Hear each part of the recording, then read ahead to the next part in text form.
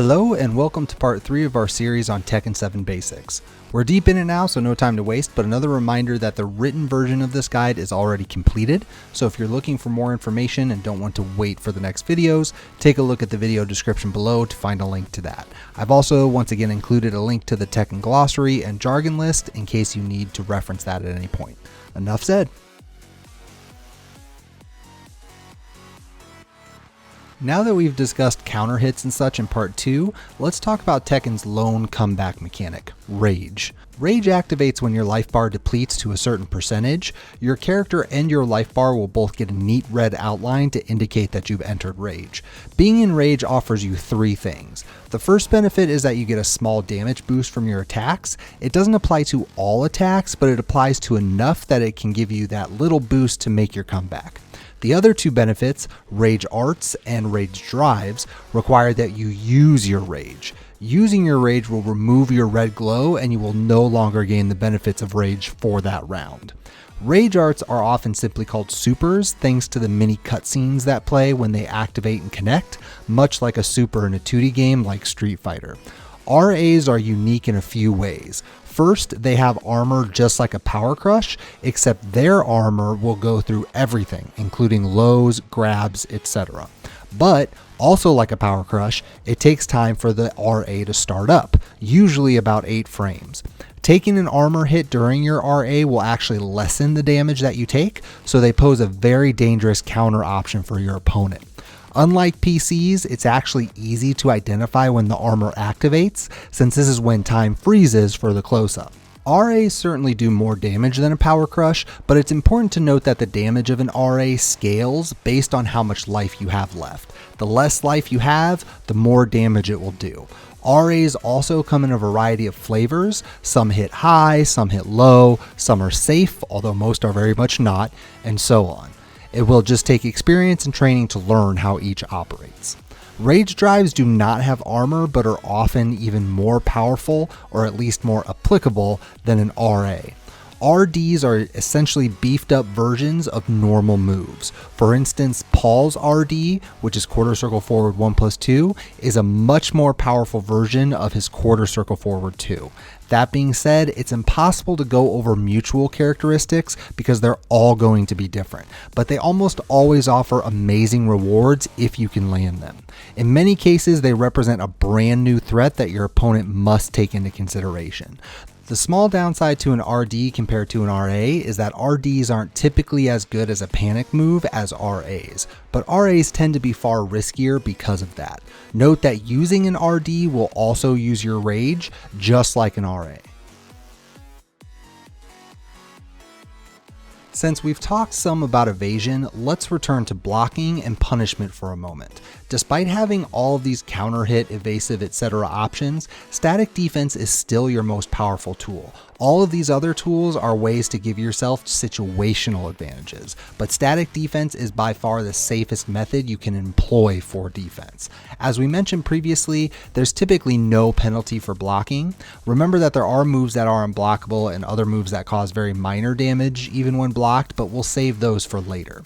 Yet there's another reason that static defense is important: strings. A string is a predetermined multi-attack that requires a specific sequence of button presses to activate, often along with directional inputs. Strings typically range from 2 to 4 hits, but can certainly be longer than that.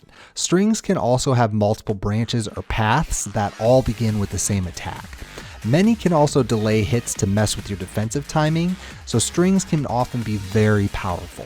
But they also tend to come with inherent risk. Some are outright punishable on block, while others require you to do a little bit more with your static defense, but you can still get around it. One option you may have is to duck mid-string. Each attack within a string still maintains an attack range property, so if an attack in a string is high, you can almost always duck it like any other high. Similarly, if a mid-string attack is low, you will likely need to duck and block low to avoid the hit. In both cases, it's extremely common to be able to punish these moves, even if there are more hits to the string. There are also many strings that you can sidestep or sidewalk. A classic example is Deviljin's Laser Scraper, which is back forward 212. These instances can often be more rewarding due to you still being standing, which for most characters means you have more launchers at your disposal. The last thing you can do is sneak in an attack of your own.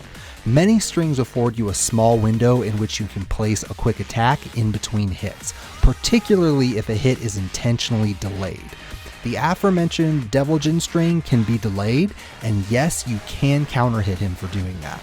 Crushes and evasive moves are particularly helpful here since this will increase the punishment window, so to speak. This also applies to parries and reversals if your character has either. In fact, the startup for many parries reversals is faster than a typical attack, which increases the number of situations you may be able to do this. And we haven't talked about it yet, but the universal low parry is usually an option if a low is coming from a string. Lastly, we must mention jailing moves. When a move jails, it does not allow you to duck the next attack. For instance, most generic 1-2 jabs jail. If you block the 1, you cannot duck or interrupt the 2, although it is a high.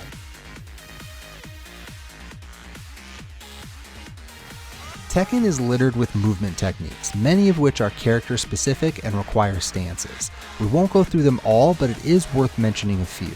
The most common two are easily crouch dash and sway. Sways are typically done with quarter circle back. Examples of characters that have a sway include Paul, Brian, and Nina.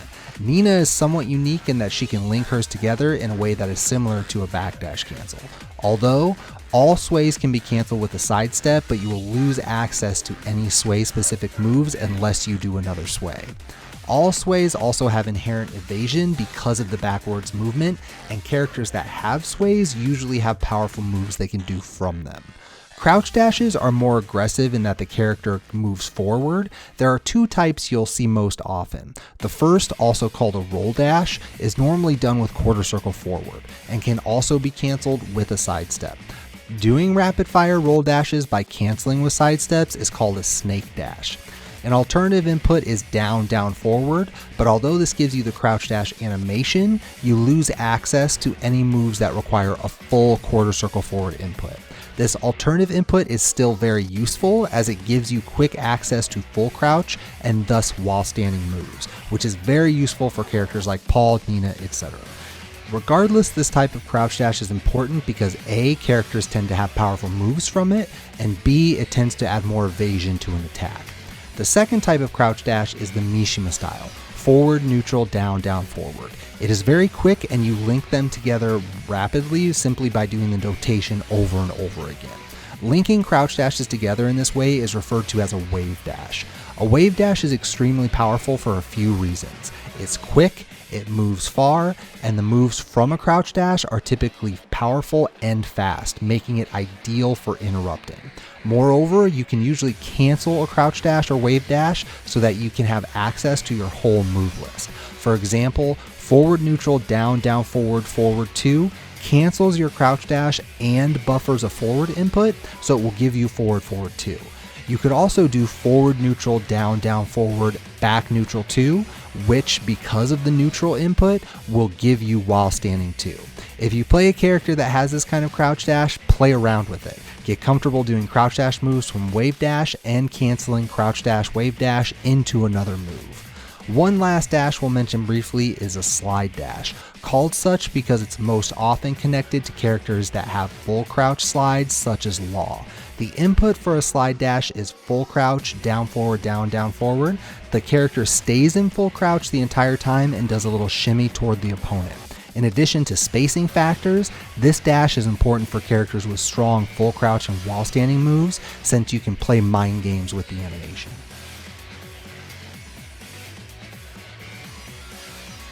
Thanks for watching part 3.